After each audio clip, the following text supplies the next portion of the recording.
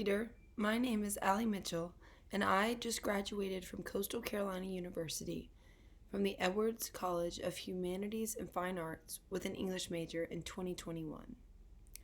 I chose this university with the prior knowledge of a few professors in the English department, and it also helped that both my parents went to CCU many years ago. In my first semester at Coastal, I wrote a profile titled Rebelistic that is now in Coastal Writers Reference 2018, a publication used in 101 and 102 writing classrooms at CCU. In addition to this, my second year at Coastal, I applied and got into the Wallfellows program, a highly selective leadership program with a focus in both professional and personal development. Through this, I've conducted over 30 interviews, been interviewed many times myself, submitted to other CCU-based programs, applied for scholarships, internships, and jobs. Therefore, been interviewed many times. All this to say, I am coming to you with a short video of my years of experience-based tips to help your profiling assignment be a little less daunting and a little more exciting. This is one of my favorite projects I completed while at Coastal Carolina because it gave me the opportunity to listen to my Aunt Dawn's story of herself and then craft a profile that presented the parts of her that she was most proud of. I had the opportunity to make her into the main character, which is so special. With this profiling project, you will choose between two methodologies, or most likely use parts of both, observation and interview. The following few sections will aid in some interviewing strategies that will help you in your preparation and reflection for this profile piece. First, situating yourself in the interview. The following points on the slides are pieces of advice that I noted from my personal journal when I was in the process of writing Rebelistic, my profile assignment. First, approaching your subject. Prepare to take notes of larger ideas that take place so you can learn more about the person and who they are. This also applies to just before you start interviewing, writing down everything you already know about the person so you can see where the gaps in information are and prepare questions based on this. Secondly, of course, get the consent from your profiler and make sure that they're okay with you writing a piece about them and the possibility of publication. Third, take notes and record everything. This is so important because there's nothing worse than having to go back to your interviewer and ask for them to repeat the entire question that you already asked them because their time is valuable.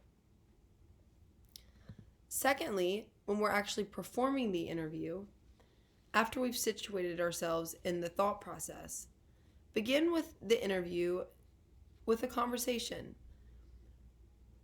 Think to yourself, when a peer reads your profile, they should feel like they actually know the person that you're writing about. This can be accomplished by using 3 styles of questions in your interview. These include emotional, logistical, and observational questions. The observational style will not just be verbal responses in the interview, but instead obtained mostly through nonverbal cues and notings. So make sure to take note of these. Once again, it's important to take the good notes in the interview. And one thing that I did was in the gaps in information that I didn't have, I sent a follow-up email to my Aunt Dawn, and she could fill in that information there at her convenience. Also, if I ever do another profiling piece, I would prepare twice as many questions as I did the first time. This is because sometimes Aunt Dawn would answer one question with such detail that the answer she gave would bridge over into some of the other questions that I was going to ask, and therefore I was left questionless. And there's nothing worse than not having enough to ask your interviewer when they're already giving you their time. Also, always be authentic in your questions, and this will lead to honest answers. One thing I did as a part of my interviewing process as well, that isn't required, but it's a nice touch and gives a well-rounded perspective, is I ask other people in her classroom and in her life and in her family how they perceive her. And a lot of times these perceptions and what she gave me in her interview were different things. So through asking these questions, I gained insight into what the person viewed as their personal identity and also the profiling of other people's perception of the person I was profiling. Thirdly, in post-interview, which is just as important as prepping for your interview, is the reflection portion. The first thing I did after conducting my interview was get out a journal and free write about how I thought the interview went. This allowed space for parts of the interview to surface that might have been overlooked beforehand. This also helped me identify patterns that I could carry into my drafting phase. Also, I asked myself, are there any gaps in information? Then I could send an email and ask Aunt Dawn to fill these. Third, ask yourself what you would want your reader to take away from the profile. Ultimately, you have the power to dictate how your profiler is perceived. And lastly, always put yourself in the reader's shoes. This is great to ask what you would want to see as well. So rethinking some of the doubts that you might have going into this profiling piece. Some of the doubts that I had are as follows, and I'll also give you a way that I retrained my way of thinking to shift into a more abundant mindset for this piece than a nervous mindset.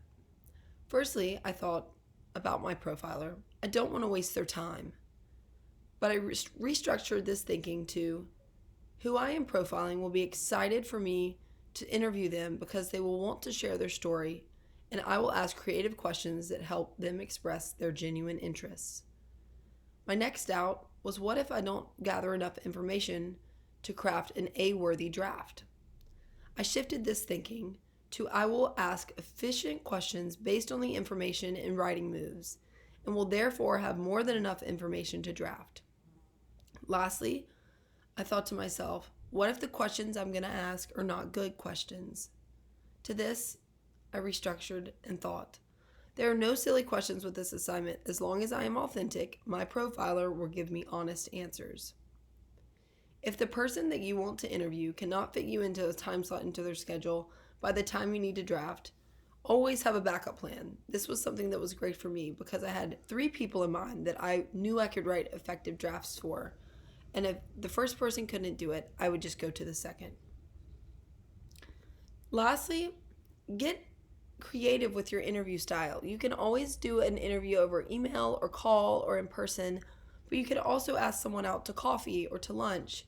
And a method that I've found really useful in my networking calls and interviews alike, or that I would ask the person I was trying to connect with if they had a commute home from work. And if they did, I would ask if I could call them during that time because they're already in the car and that's time set away that they don't have meetings or other commitments.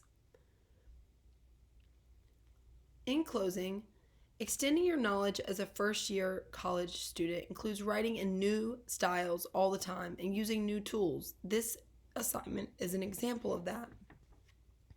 Interviewing is a tool that you can always use when composing a work either for school, work, or self. With this profiling assignment in mind, I want to leave you with a question. What would you want someone to write about you in a profile piece? It's always helpful to place yourself in a variety of positions to give the most well-rounded view as an author. Thank you and happy writing.